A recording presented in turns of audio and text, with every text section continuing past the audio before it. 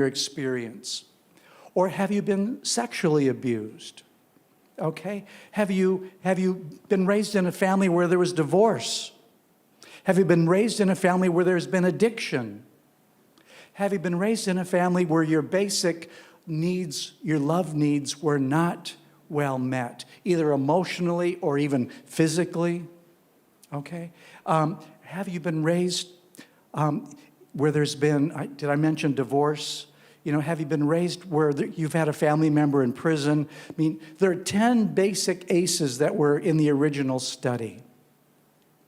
And what the research shows, that if you have one or more ACEs compared to people who have none, you have a higher risk of, listen, you have a higher risk of chronic illness. Things like heart disease, things like diabetes, things like cancer. You have a higher risk of those things if you have one or more of those. And not only physical illness, but a higher risk of depression, of anxiety, of suicidal thinking. Okay? Because what is the message that you've received through that trauma?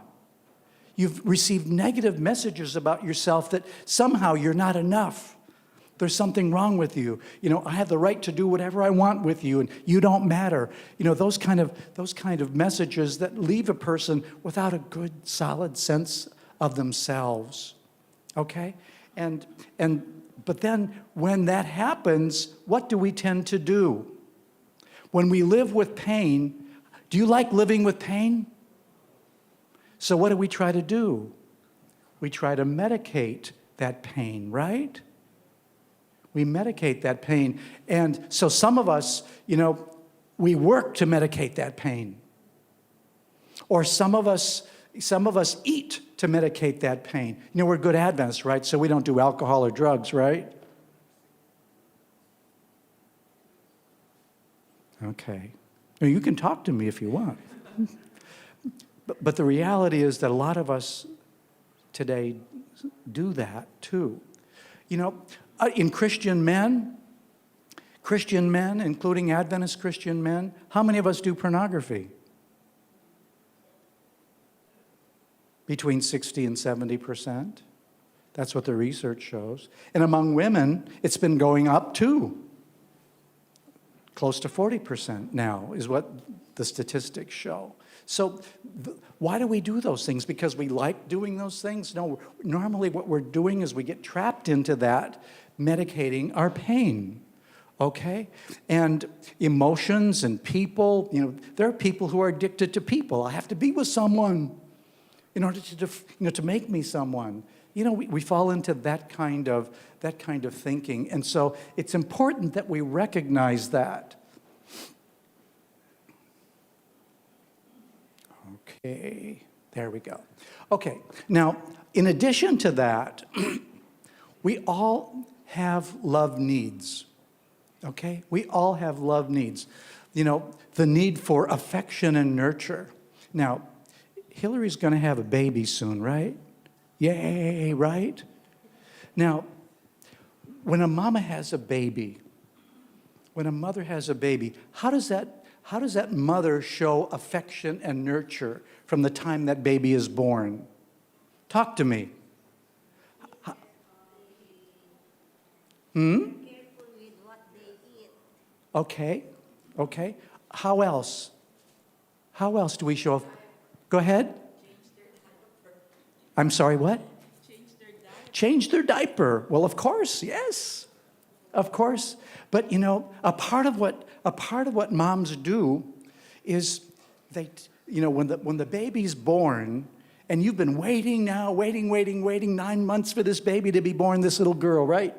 You've been waiting, and now she's here, and your mother's heart says, oh, I've been waiting for you. I've been wanting you. You know, in the womb, I've been talking to you, and I've been saying, oh, baby, I can't wait for you to come. You know, and what happens when that baby is welcomed?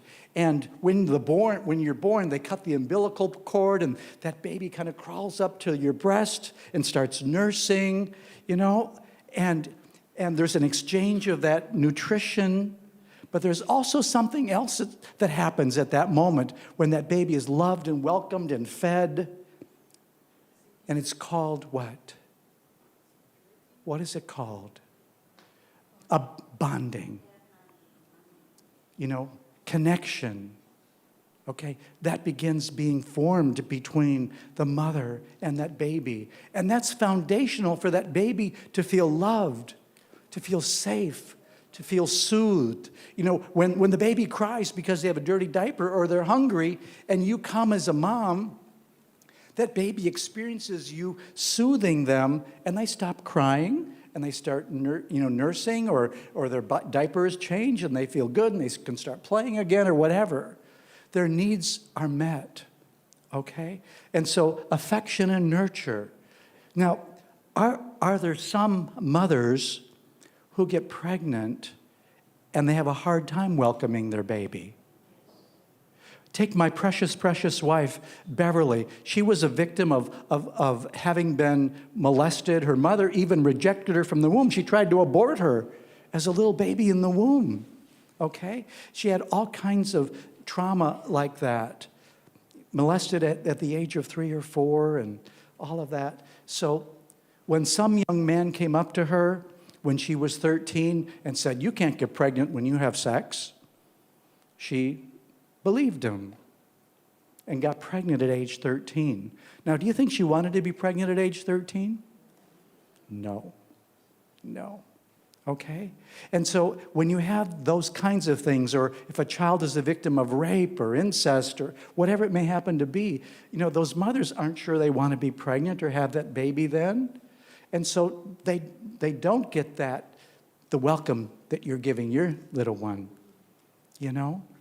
And so, that's a form of trauma that occurs even in the womb. But you know what the good news is? Jesus is capable of even healing in the womb. Amen. Going back and doing that. He's not limited by space or time, is he? Okay? So affection and nurture, affirmation. What messages did you hear when you were a little one? About you? Were you affirmed? Jesus was affirmed at his baptism, right? His father said, "You are my beloved son, in whom I'm well pleased." Did you hear that when you were a child? By your father, by your mother, "You're my beloved daughter, my beloved child"? Or did you hear messages like, "You're not enough, there's something wrong with you, you can't do anything right, you're dumb, you're stupid, you're lazy"? I mean, whatever messages you received, what were they? But, what God does is he affirms us as our heavenly parent. Well, time and attention too. Were your parents able to spend time with you? One of the banes of our existence in this country is that parents are too busy doing stuff, trying to make a living, whatever, and there are a lot of reasons why that occurs, but the children don't get the time and attention that they really need. Okay? So how well was that love need met in you? And then protection. Did you know that your parent would fight for you if need be to protect you? Okay? Would they fight for you? Did they love you that much and say, you cannot do that for my child? Okay? Again, another little story from Beverly's life. When she was 5 years old, Daddy would take them to church, drop them off. They weren't Adventists at that point. It was a Sunday church. But he would take them, drop them off, pick them up, and take them for a ride. Okay? Well, this particular Sunday, he did that, stopped under a bridge in the inner city of Cleveland and said to her, "You've been a bad little girl. We don't want you anymore. Get out." And her mother, because there was domestic violence and stuff going on, was not strong enough to protect her and to say no. They put her out and they drove away. What would that be like if you could put yourself in that situation, not being protected, being told just the opposite? "You're bad, we don't want you, we're going to discard you." Can you imagine the trauma that produced? So protection. But also in the family, when mom and dad set, good, boundaries and good rules, that protects the child. In our family, we're going to respect one another. We're not going to call one another names, and if anything, I want you to feel free to come and talk to me if something happens, because I'm going to intervene. I'm going to protect you. This family's going to be a safe place. Okay? And then discipline. Do children mess up? Do children mess up, huh? Okay, come on now. Speak to me. Have any of you never messed up as kids? I know I sure did. Okay, as much as I tried to be perfect, I wasn't. Okay? And so when we mess up, the word discipline means what?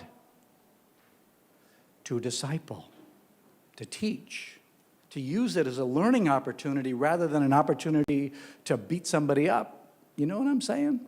So to teach them, to learn, help them learn. And then, of course, how many of you, as a little kid, you were playing around and you got hurt. And you started crying and you came to mommy. Oh, mommy, mommy. And mommy kissed it and made it better. Yeah, right? Yeah, we do. But sometimes, we're not comforted. We're not comforted well. And how many of us know Jesus is our Savior, Jesus is our Lord, but not as our comforter when we're hurting? That's why we turn to alcohol, drugs, sex, whatever else, food, whatever we do, because we don't know that Jesus is our comforter experientially. And so it's hard for us to go to him. And then finally, guidance. Could you tell your parents when you really messed up? Could you go to them and talk to them about it and get good guidance from them? Some people can, but a lot of us couldn't. Because what? If I tell my parents that, I'm going to, and you fill in the blank, right? Something bad's going to happen. So we don't feel safe to tell our parents when we mess up. So these are basic love needs.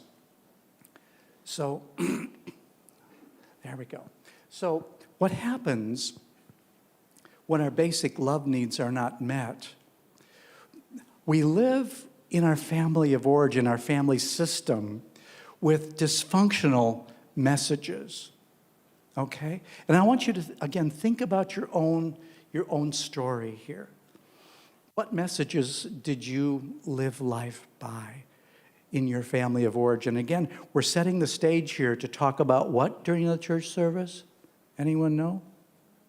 We're talking about sex during the worship service. So don't talk about what goes on in this family. Don't tell anybody. Any of you have that rule in your family of origin? In other words, don't make the family look bad by telling anybody what goes on here. Okay? Don't talk about it. Protect the family.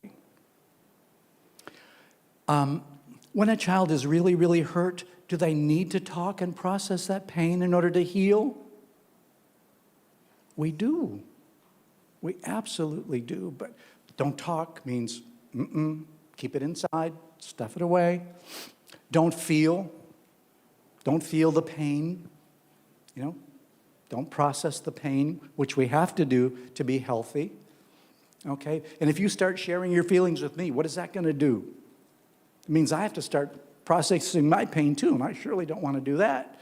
If I'm your parent, I've been stuffing it for years maybe. Or don't trust. Don't trust. A lot of us live with the effects of trauma and adverse childhood experiences or neglect. And so we learned, I can't trust. I can't trust. We live by shame, we live by fear, and so we don't trust. And how does that translate even into our relationship with God? Some of us want to trust God. Some of us know He invites us to trust Him, but our trust only goes so far. And why do you think that is? Why do you think some of us struggle with that? Because our parents stand in God's place.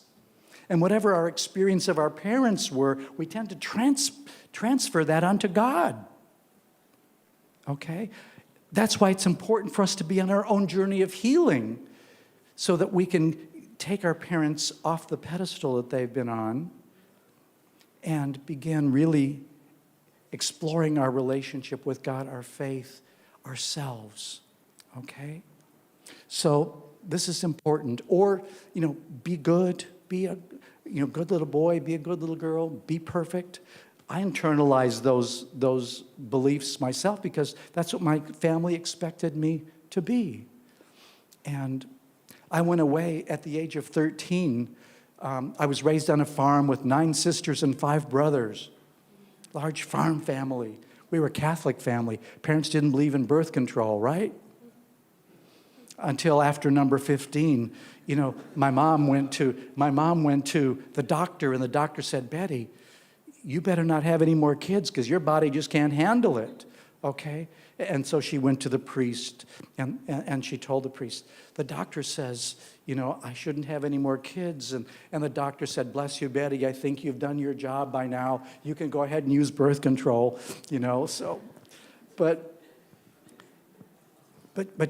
at the age of 13, I went away to study to be a priest. And I was in the seminary for 7 years studying to be a priest. Okay? Because every Catholic family wants what? A son who's a priest, right? Isn't that the ideal that many of us have? Anyone here have a Catholic background, or were you all raised Adventist? A couple of you, a few of you, huh? So you know what I'm talking about, right? I was an altar boy and did all of those things, because I needed to be a model person. And I was voted model seminarian 2 years in a row, I kind of lived up to that ideal. But I didn't recognize my own brokenness and my own need for healing as a part of my journey. I lived as if I were perfect. And so when I became an Adventist, you know what? I became what I call a good Catholic Adventist. You know what I mean by that? As Adventists, we have very high standards, don't we? And so one of them was, for example, you don't eat meat. And it's like, oh, well, I had meat in the refrigerator, before I became an Adventist. And it's like, wait a minute. If I eat meat, see, I was still living by fear. I was living by fear. And so if Ellen White said it, right away, I have to do it or else I'm going to be lost. So I brought that kind of thinking, that fear-based religion, into my Adventist experience, and I've since learned that God loves me no matter what. The songs that you guys are singing and all of that about God and His amazing love, amazing grace, I had to shift from a fear and shame-based reality, which was what I lived by, to a love-based reality. And that took a while to learn how to make that transition, from I can't do anything wrong or else I'm going to be condemned, to God loves me. And I want, because He loves me, to love Him back in the best way that I can. So continuing the cycle, okay, a lot of us, what we do in order to survive, we stuff our pain away, put it into the garbage can, and then what do? We develop structures to survive the pain of our life, our ACEs, or when our love needs were not adequately met. We stuff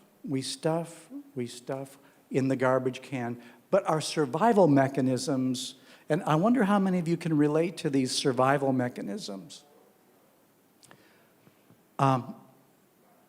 In order to survive, you have to be in control. You have to be in control. Now, you have to be in control yourself and not do anything wrong to survive, but you also have to do what? To control other people, right? You have to control other people. For many of us, our life has been so chaotic as children, that we have to be in control somehow. And the reality is, do you know people who try to be in control? There are a lot of us who do that very subtly or very, openly, be in control. But when you find someone who needs to be in control, rather than address, you're a controlling person, okay, rather than what are you doing, what trauma asks us to do is ask this question instead. What happened to you that now you're needing to control? What happened to you? In other words, we learn, and this is such a beautiful lesson of love, we learn to address the pain rather than the behavior. We try to look for the scared and hurt little boy or little girl that is underneath that need to control. We begin then inviting people to begin a journey of healing rather than stay stuck in controlling or whatever their behavior is. Okay? So, controlling. Can any of you relate to that? I certainly can in my own life. There was a time when I needed to kind of keep myself safe because I wasn't sure God was going to keep me safe. Okay? We become self-dependent. When you learn that you can't depend upon mom and dad because they're just not there. And again, I'm not condemning mom and dad. I'm just sharing what the experience is. Maybe they needed to work all the time because of the low-paying job that they could get. Maybe they had to work 2 or 3 jobs. Or maybe dad wasn't there, so you were just with mom alone and, or with dad alone, and they just had to work. Or maybe they were just so wrapped up in their own pain that they missed you. You couldn't depend on them. Often what I have seen is what we call a parental inversion, where little children almost have to take care of their parents.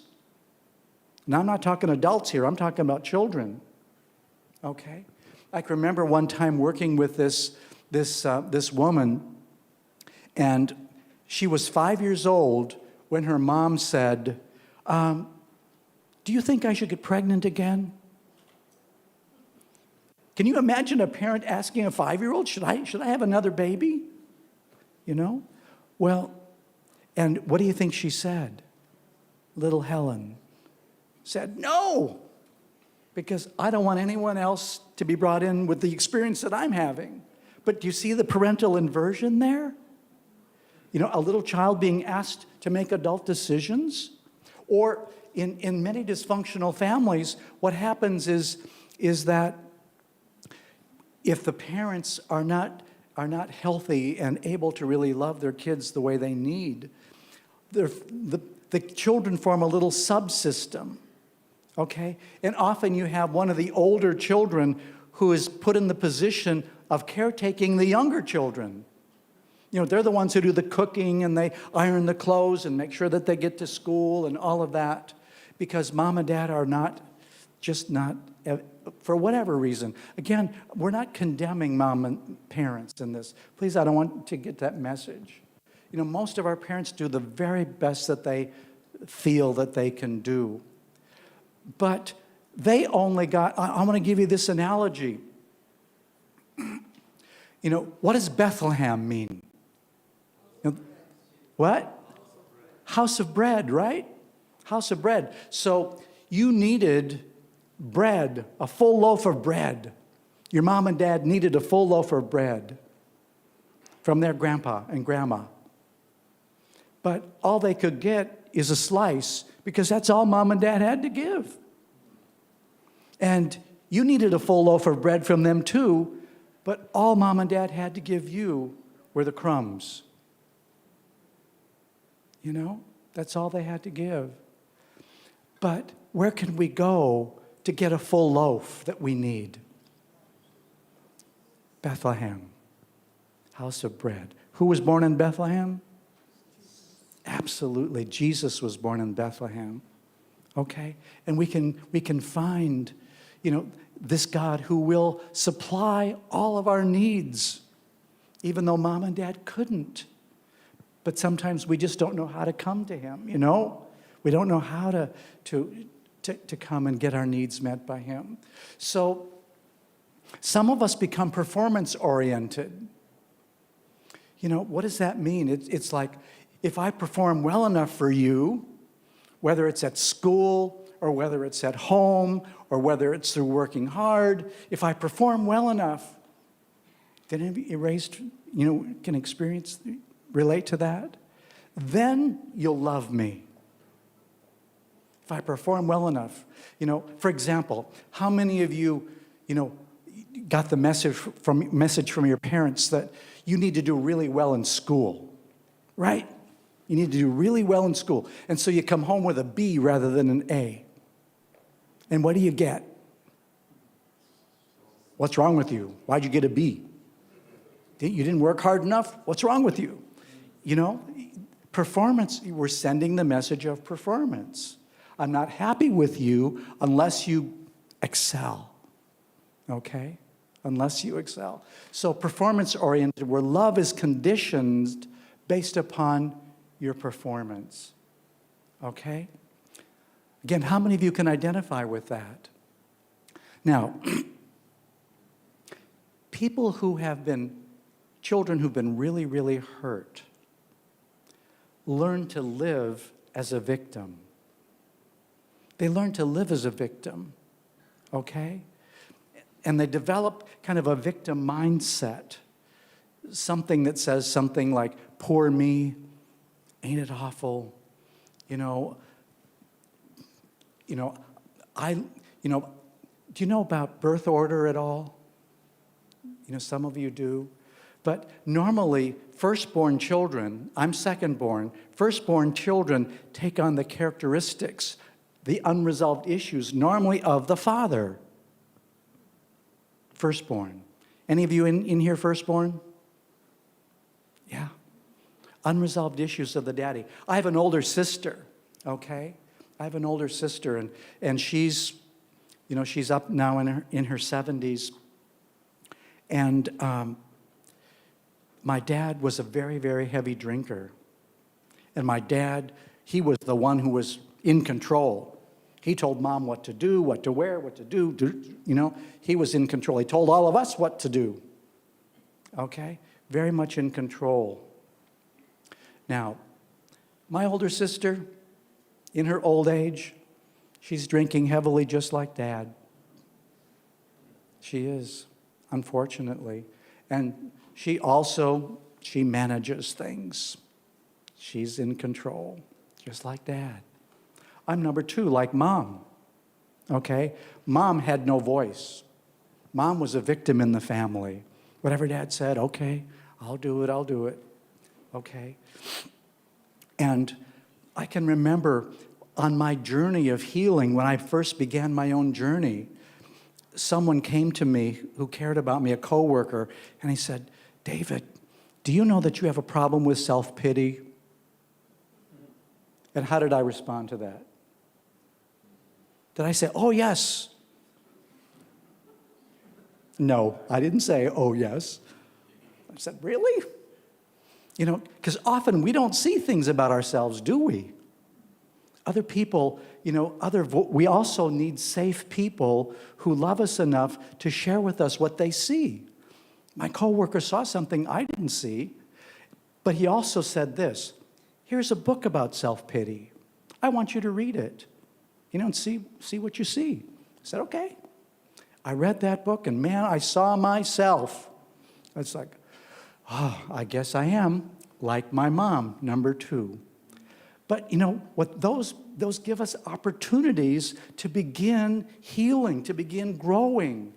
It's like, oh, now that I see it, I can begin processing it. But when you don't see it, when you're blind, you can't do anything if you're blind to it, right? And how many of us are blind? But, this wonderful, wonderful Jesus came, and a part of his mission was to give sight to the blind, to set the captives free, to heal the brokenhearted. You know, and how much, that applies to us, and we don't even see it sometimes. I know I didn't see it for the longest time, but God was gracious enough to help me see myself and my need to be on that journey. Okay?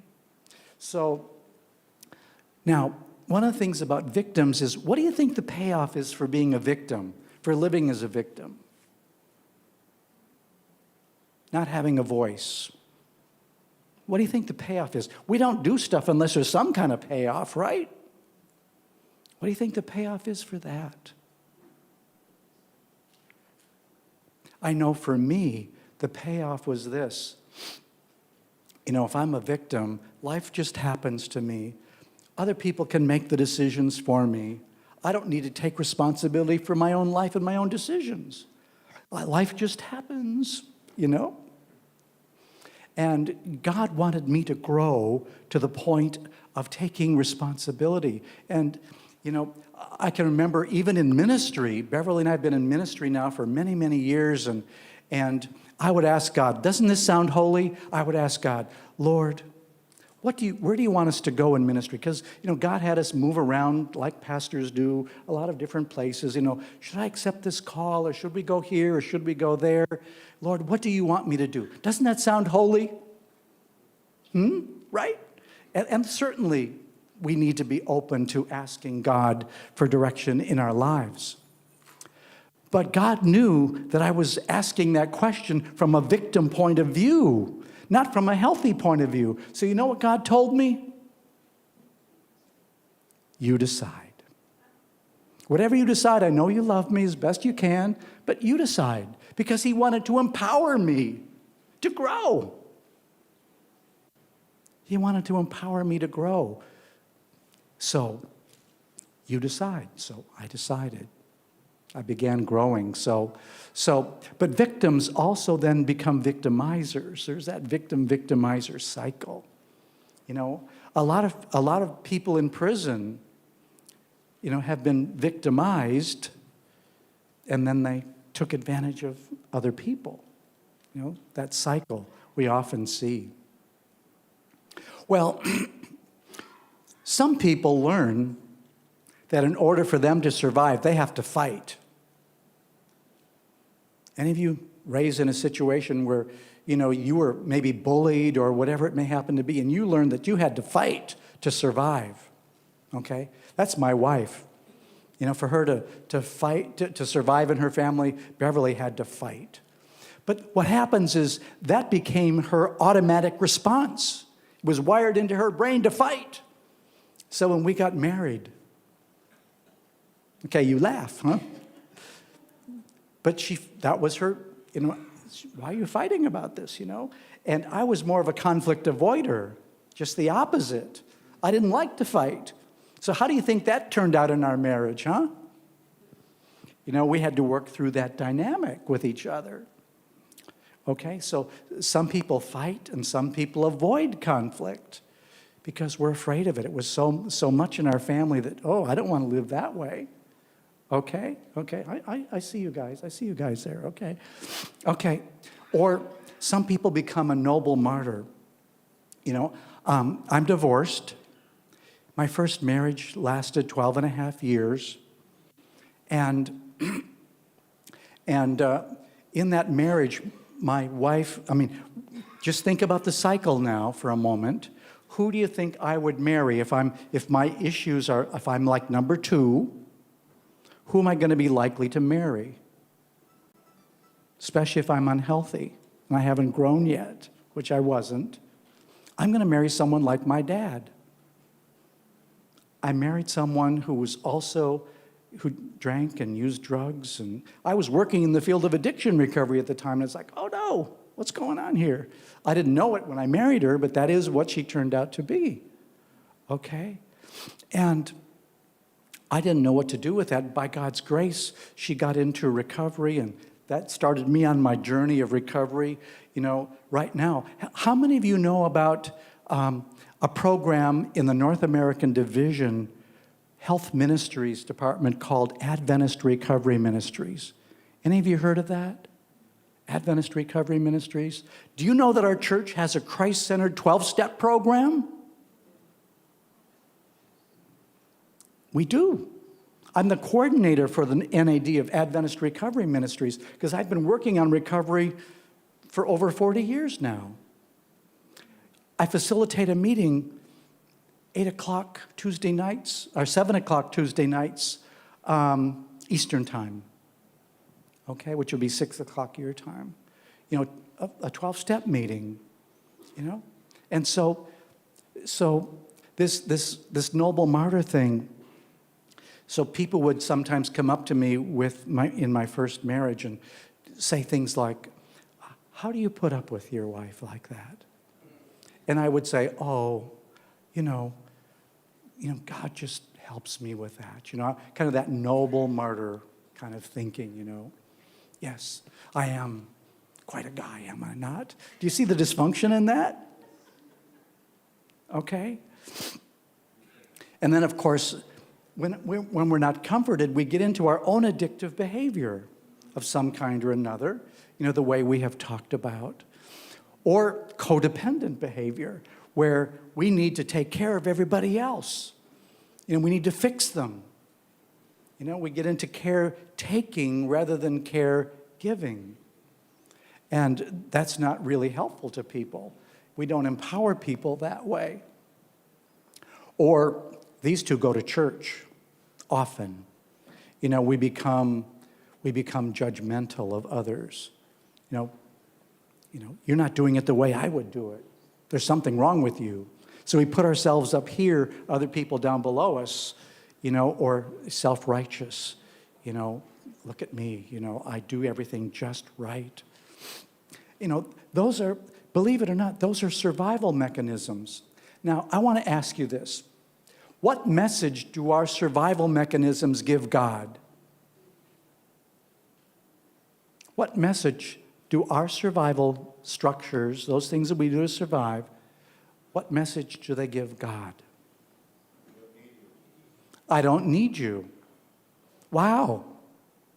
I don't need you. In other words, you're not enough, God. We've received the message, we're not enough, and that message gets passed along to God. You're not enough to control my life, so I have to control it. I can't really depend upon you, and because you let all this stuff happen to me in the first place. You see the logic in that? You know? Or you're not a very good comforter, God, even though you say you're the God of all comfort, who comforts us in all of our tribulations, but I sure don't feel that kind of comfort, so I'm going to medicate my own pain. Do you see that? We often pass along to God our issues, okay? And so it's important for us to understand why we do what we do, to begin our own journey of healing.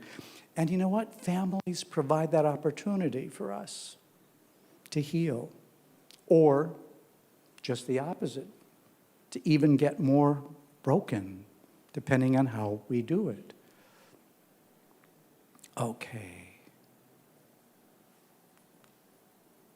Okay, so here we go.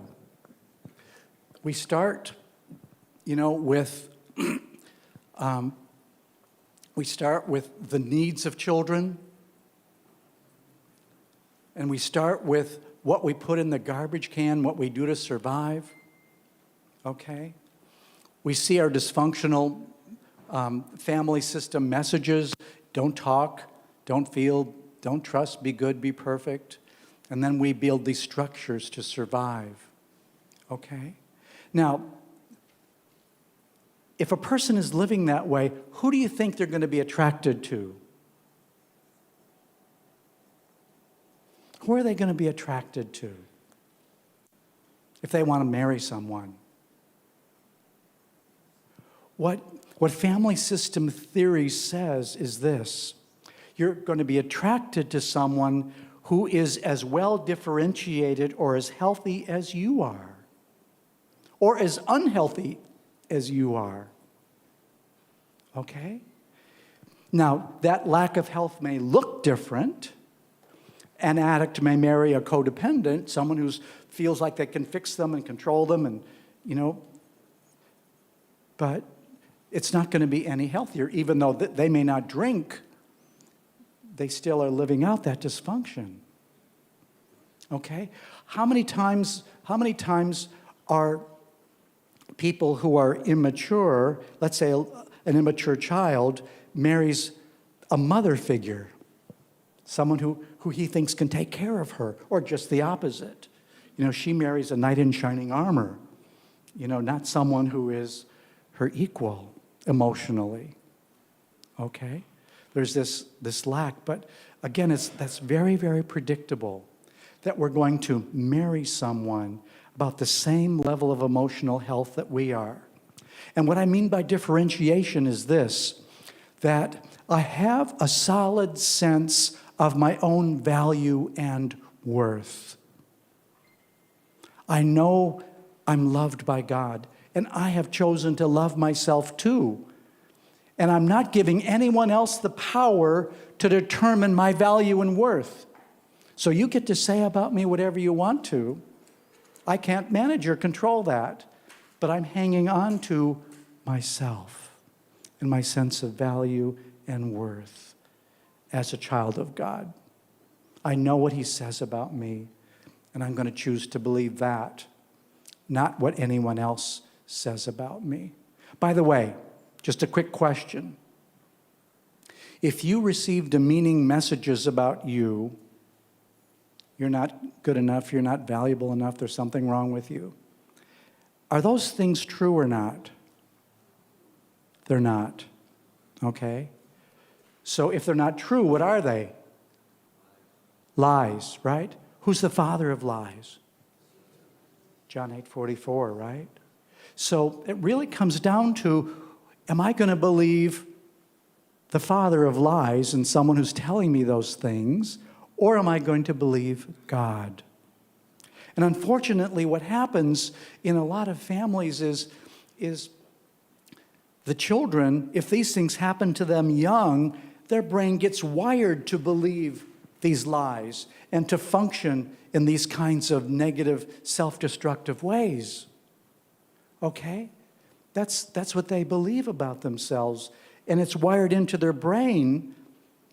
And so Satan takes advantage of us very, very young as possible, so that we will be caught in this cycle of dysfunction. Okay? We'll be caught in this cycle of dysfunction. But I love what Jesus said in John 8:32. He said, "You will know the truth, and the truth will" what? That's right. The truth will set you free. Now, most of the time, it's not like a magic wand where, doing, you're transformed. It's a journey. It's a process.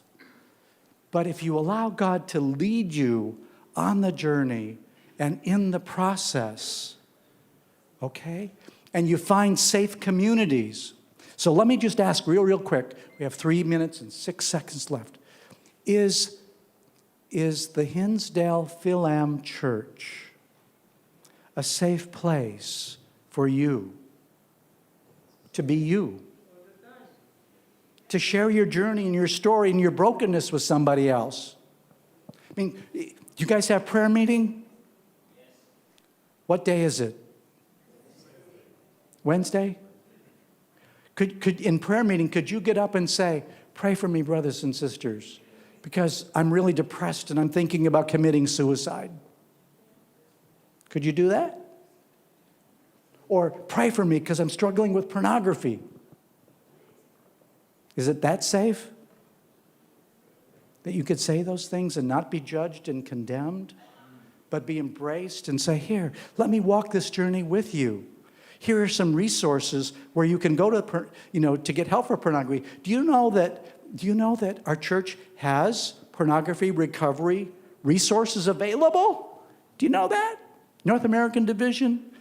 Look up Adventist Recovery Ministries. Look on the Family Ministries website for the NAD. There are those resources on it. Also for the General Conference. You know, we have a lot more than what people know that we have available. And of course, we have, as I mentioned to you, the Journey to Wholeness Christ Center 12-step program. But I want to ask you this.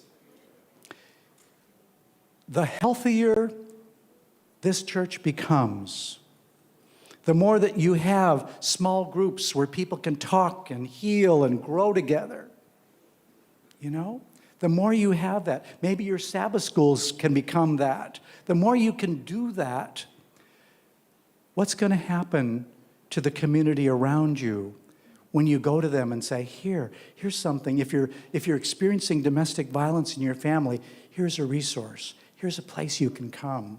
Or if you've experienced addiction, here we have an addiction 12-step recovery group in our church. Please come. The more you build those safe spaces, you're going to become a light to the community around you. People are going to come because they know, wow, we can come to this church because it's a safe place for us to go. We can find help and resources there. Is that what you want your church to be, to become, huh? I know I do. I do. And so, thank you for allowing me to share this time with you this morning. I really appreciate it. Let's go ahead and have a prayer, together. Father in heaven, thank you so much for this time with this precious, precious family of yours. And I ask God that as we continue our conversation throughout the day, Lord, that your Spirit would guide, and not just guide, Lord, but that this would be a healing time. God, we thank you for that. We give you praise, honor, and glory in the name of Jesus. Amen.